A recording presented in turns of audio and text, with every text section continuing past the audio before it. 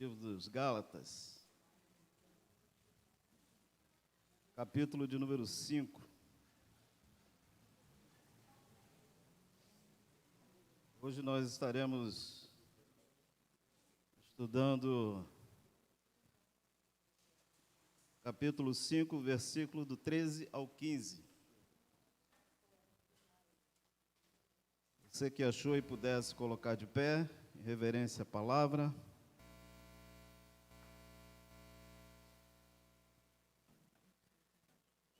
Amém? A minha versão diz assim: para a liberdade foi que Cristo nos libertou.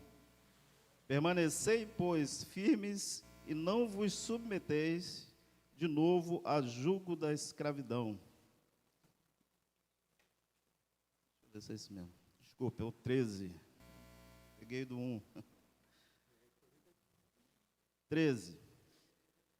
Porque vós, irmãos, fostes chamados à liberdade, porém, não useis da liberdade para dar ocasião à carne.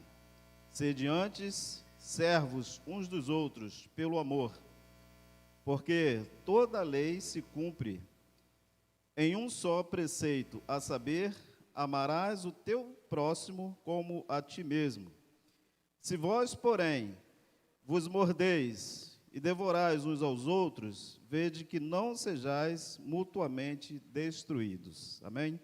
Senhor nosso Deus, nosso Pai, Deus de amor e de misericórdia, neste momento, Deus querido, eu quero entregar minha vida diante do teu altar e te pedir que o Senhor venha me usar como instrumento em tuas mãos nesta noite.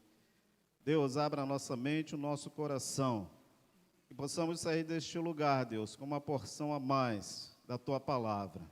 Assim eu te oro, no nome de Jesus, que vive e que reina para sempre. Amém. Podeis sentar, amados.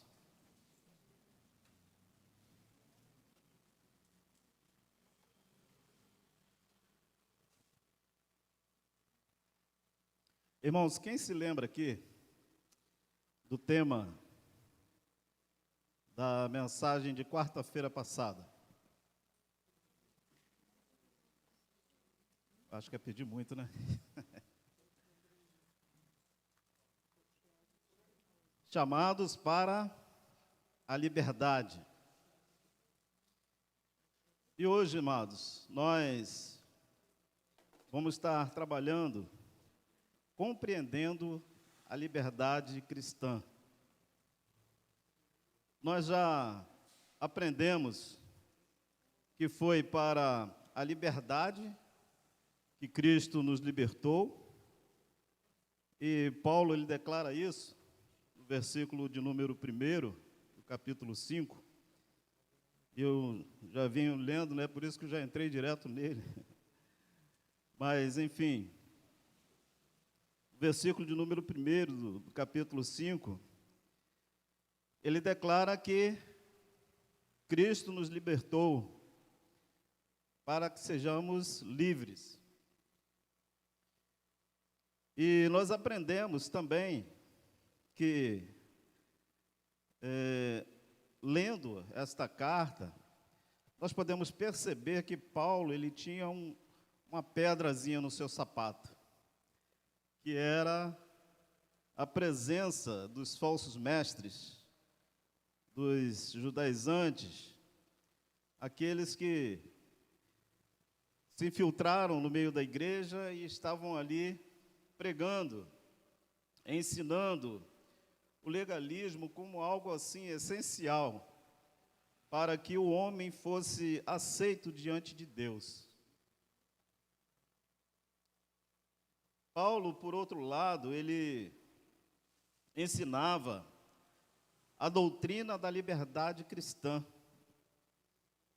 E, contudo, esta doutrina, nem sempre ela era bem compreendida no meio do povo de Deus.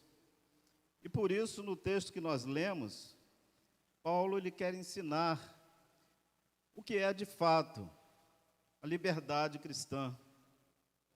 Porém, é necessário, irmãos, saber o que não é liberdade cristã, para que nós possamos ter um maior entendimento do que é essa liberdade. Na parte A do versículo 13, nós somos ensinados que a liberdade cristã, ela não é uma permissão para a prática de pecado. Olha o que diz aí, a parte A do versículo: somos livres em Cristo, mas não podemos usar a liberdade para dar ocasião à carne. Sabemos que a nossa natureza, ela é pecaminosa, e se dermos vazão à carne, nós vamos viver na prática do pecado. E os crentes da Galácia, eles foram chamados para serem livres. E o sentido da palavra chamado aqui é ser escolhido para receber um benefício ou uma experiência pessoal. Chamado aqui não é um chamamento específico para uma obra ou serviço cristão. Todo salvo, ele foi chamado, ou seja, nomeado para viver em liberdade. Amém? Nós éramos prisioneiros do pecado, a palavra nos convenceu, o Espírito Santo nos convenceu através da palavra, e nós fomos libertos agora para viver verdadeiramente uma vida cristã que agrade ao Senhor.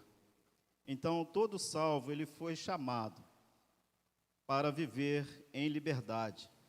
A liberdade cristã é a liberdade do cumprimento da lei dada a Moisés,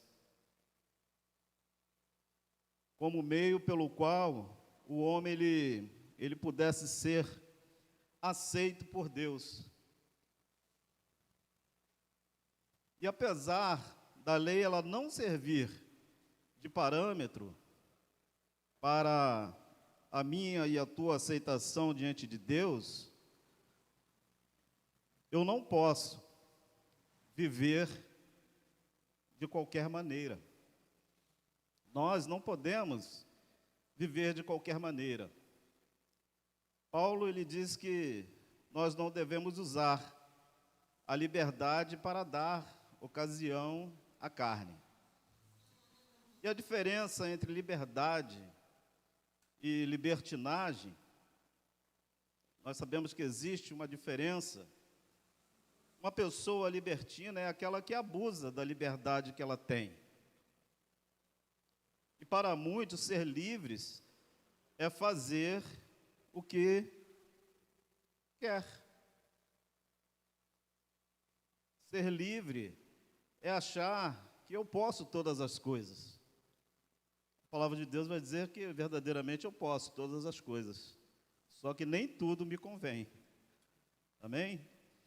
Então eu preciso estar atento a isso, porque quando eu já sou livre e vivo de qualquer maneira, fazendo o que eu quero, aí eu me torno escravo. Liberdade aqui, ao contrário da lei, tem a ver com a nossa aceitação diante de Deus. Eu estou livre de cumprir a lei. Eu sou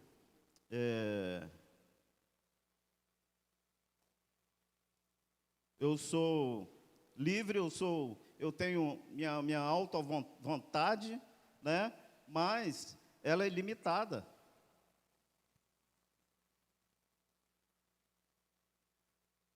Eu sou livre de cumprir a lei para ser aceito por Deus, mas eu preciso entender que eu ainda sou servo e preciso cumpri-la. É meio complicado, né? Eu sou livre de cumprir, mas eu preciso cumpri-la, porque eu sou servo de Deus.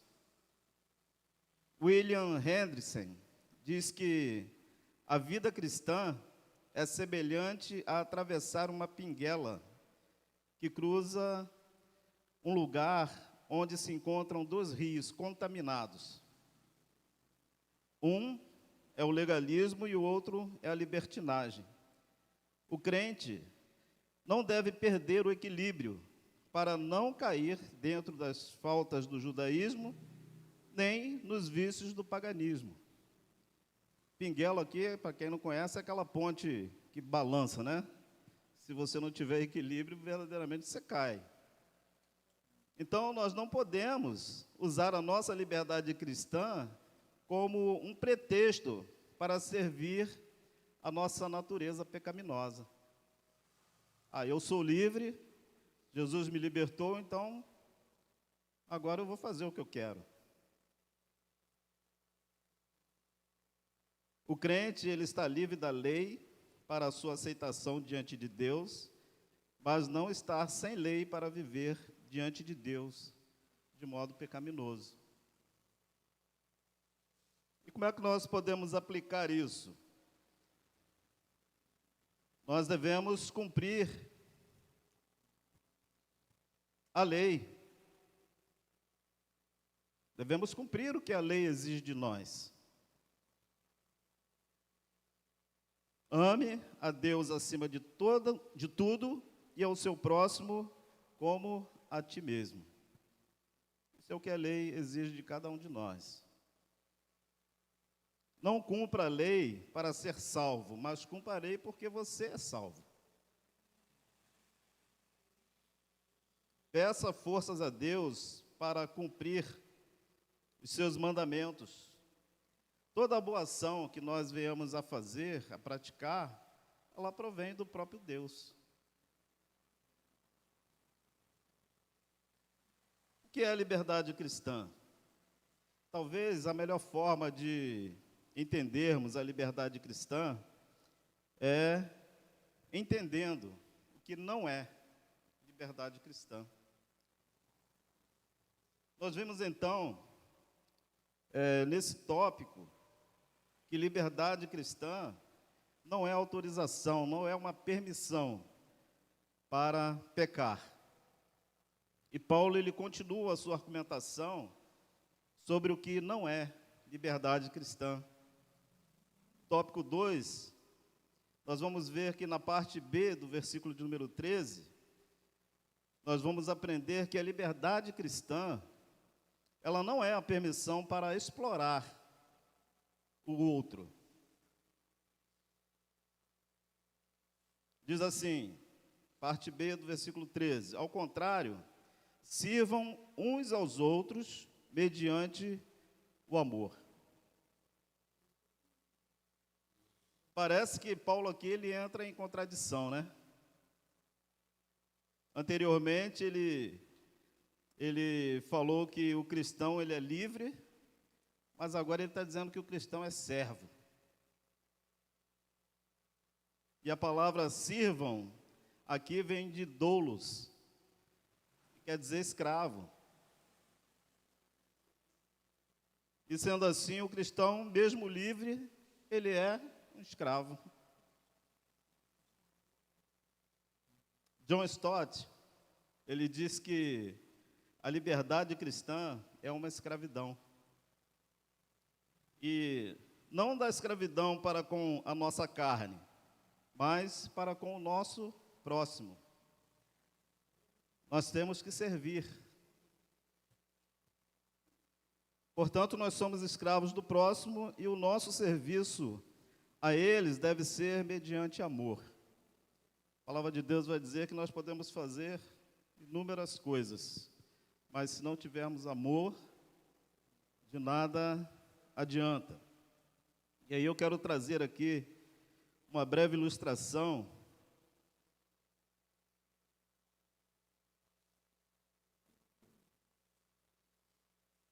John Stott ele ainda vai dizer assim, olha, através do amor, nós temos de nos tornar escravos uns dos outros. Não um senhor com uma porção de escravos, mas sendo cada um um pobre escravo com uma porção de senhores. Resumindo isso aqui, nós somos amados por muitos e devemos também amar a muitos. Nós podemos resumir isso desta forma: ser livre em Cristo significa servir ao nosso próximo. E aí, agora sim, nós podemos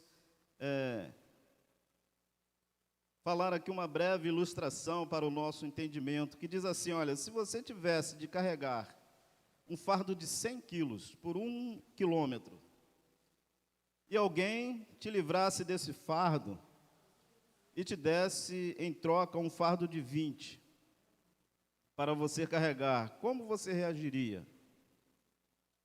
Certamente faria essa nova tarefa, ainda que difícil, com gratidão e com alegria. A liberdade cristã, ela é assim. Nós estávamos presos a um fardo de pecado que teríamos que carregar por toda a eternidade. E Cristo, em sua obra na cruz, no seu sacrifício vicário, Ele tirou dos nossos ombros este fardo pesadíssimo, que nós não teríamos condição nenhuma de carregá-lo, e colocou um mais leve para servirmos uns aos outros. Porque o fardo, quando é leve, você consegue, muitas das vezes você consegue carregar o seu e ainda ajudar o irmão, né, a carregar o dele. E aí nós podemos aplicar isso, dizendo que nós podemos ser influência negativa e influência positiva na vida do próximo. Um cristão que ele vem aos cultos, ele desfruta dos momentos de louvores, ele desfruta da palavra e vai embora para sua casa, ele está preocupado em ser servido, não em servir. O cristão que se beneficia, todo esse momento, desfruta de um templo aconchegante, um ar-condicionado, embora hoje não está ligado, né? Estou sentindo um calorzinho aqui.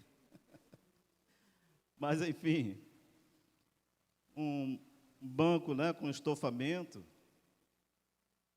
e vai embora para sua casa, ele está procurando ser servido e não servir. Pseudo-pastores que utilizam daquilo que é da igreja e não lhe pertence, ele está procurando ser servido e não servir. Esses são influências negativas. Influências positivas que nós podemos ser: o cristão ocupado com visitas,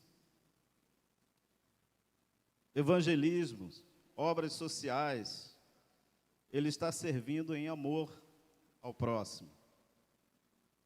O cristão que se preocupa em fazer as coisas acontecerem na igreja, está servindo em amor ao próximo.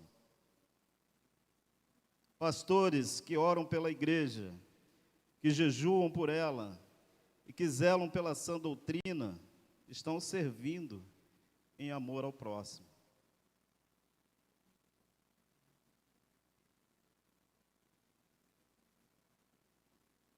Nós necessitamos, amados, ser motivados a servir em amor.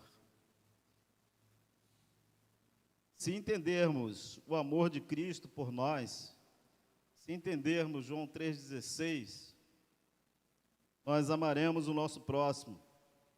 Se nós olharmos para tudo que Jesus fez e que faz por nós,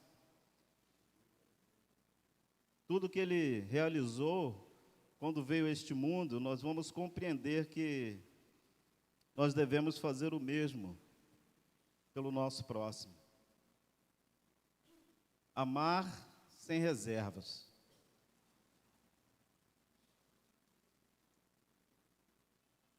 Terceiro ponto, o versículo de número 14 vai dizer para nós que a liberdade cristã não é permissão para abandonar a lei. Nós, na semana passada, nós estudamos na EBD, a lição da EBD, né, falou um pouco sobre a lei. E a lei, ela se resume em ame o seu próximo como a ti mesmo.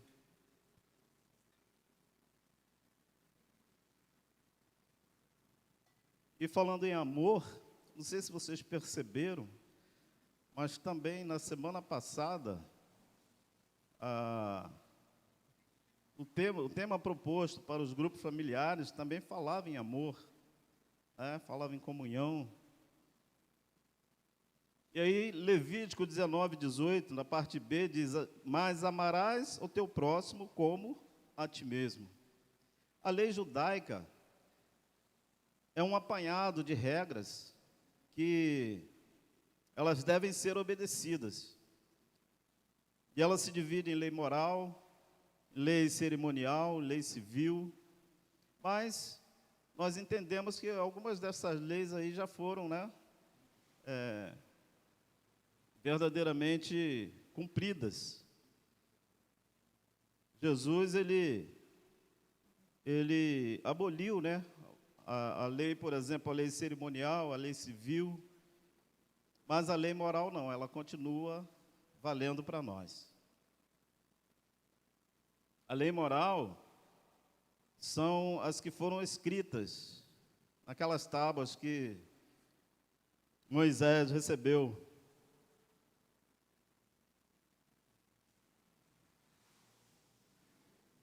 Em uma tábua estavam 4 mandamentos relacionados ao homem com Deus e 6 relacionados do homem para com o homem. E Jesus, ele resume a lei como: amarás o Senhor teu Deus de todo o teu coração, de toda a tua alma e de todo o teu entendimento, e amarás o teu próximo como a ti mesmo. Perceba que, amando a Deus sobre todas as coisas, nós já cumprimos os 4 primeiros mandamentos, que é o relacionamento do homem com Deus. E amando o seu próximo como a ti mesmo, nós cumprimos os demais, que são referentes ao relacionamento com o próximo. Porque Paulo, ele disse que amar o próximo seja o cumprimento de toda a lei. Porque Deus escolheu ser amado no próximo.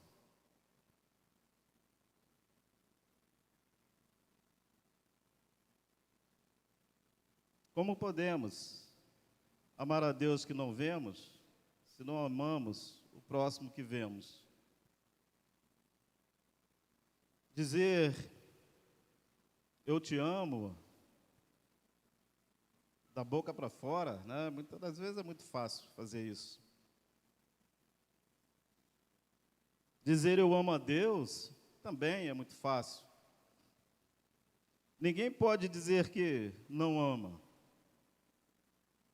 Mas amar o próximo é difícil e precisa um certo esforço e prática na nossa vida cristã.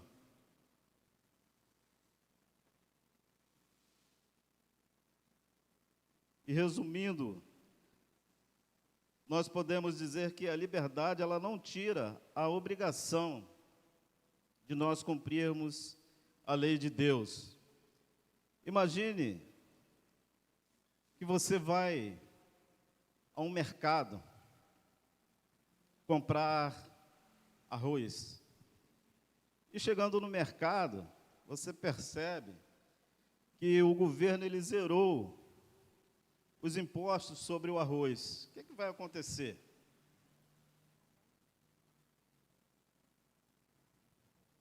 Você vai pagar menos pelo arroz, mas você vai ter que pagar. O preço vai estar menor, o produto vai estar mais barato, mas ainda assim, nós vamos ter que pagar. No caso da liberdade cristã, Deus fez algo parecido. O crente, ele não tem que cumprir a lei para ser salvo, mas ele também não está desobrigado de cumpri-la. E por fim, o quarto tópico, o versículo de número 15, nos revela que a liberdade cristã, ela não é a permissão para arruinar o seu próximo. Versículo 15 diz assim, mas se vocês se mordem e se devoram uns aos outros, cuidado, para não se destruírem mutuamente. Aqui nós percebemos, uma linguagem figurada que Paulo usa. Ele utiliza desse artifício, usando como referência aqui animais ferozes, E até, por que não dizer, quem sabe, o canibalismo. E ele nos traz um alerta para que tenhamos cuidado para que não se destruam mutuamente. A semana passada eu estava assistindo com a Luzineide um documentário que tem sobre o Brasil, aí falando dos peixes, das criaturas submarinas, e falando de uma espécie de peixe que eles comem os próprios filhotes. Então, veja que fica difícil, ter uma espécie firmada dessa espécie de peixe, porque eles mesmos se consomem. E Paulo vem trazendo esse alerta para nós, cuidado para não se destruírem mutuamente. Em uma briga, em uma luta, aquele que ferir, ele também corre o risco de ser ferido. Essa era a principal preocupação de Paulo. Era como se ele dissesse, olha, cuidado, ao atacar alguém, você pode ser atacado da mesma forma.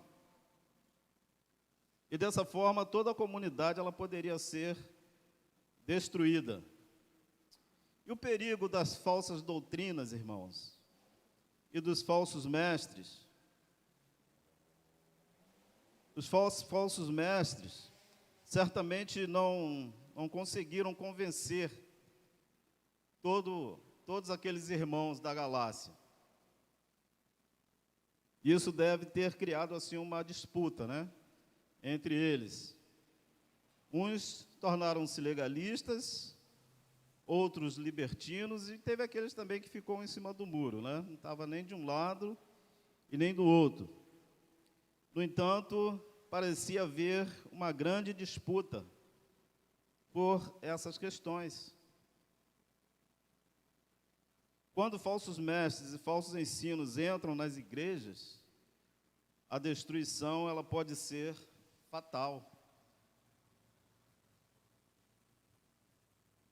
Nenhuma discussão teológica ela pode acontecer sem que o amor esteja presente. E aí eu quero trazer aqui uma ilustração. E diz assim, é comum haver, principalmente nas redes sociais, debates teológicos inflamados, acalorados.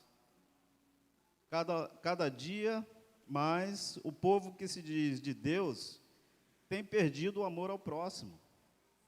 O que importa é ganhar a disputa. O Vertinho, de vez em quando, ele cita a gente aqui na pregação dele, né? E hoje chegou minha vez de esforra.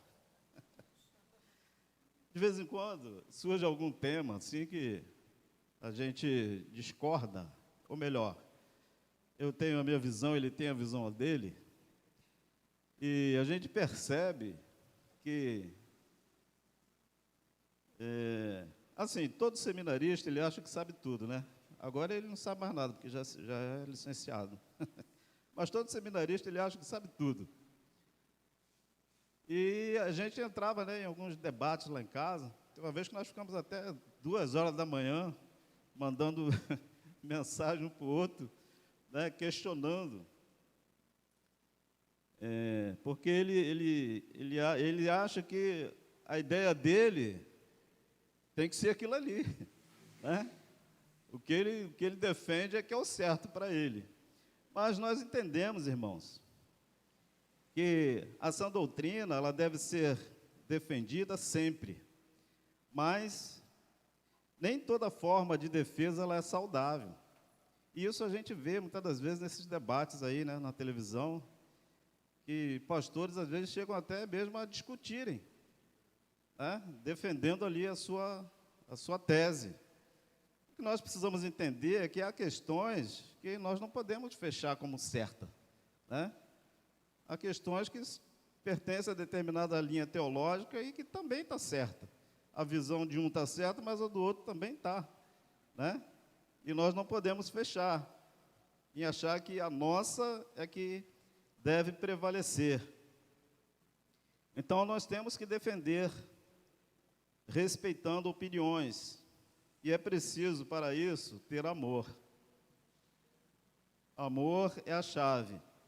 Então, cuide para que o seu tom de voz não seja agressivo, né? Quando você tiver que debater com alguém, alguma questão, né? Cuide para que o seu tom de voz não seja agressivo. Tenha humildade para reconhecer que você não é o dono da verdade. A sinceridade, ela é importante, mas ela não deve ser usada como pretexto para a ofensa. E por que eu devo defender a sã doutrina? Irmãos, cada um de nós devemos ser um apologeta, né? Devemos defender o evangelho que nós pregamos. Eu devo defender a sã doutrina porque o amor, ele é o fundamento para o cumprimento da lei. E se nós queremos ser parecido com Deus, nós precisamos cumprir a lei e viver como Jesus viveu, amar como Jesus amou. Amém?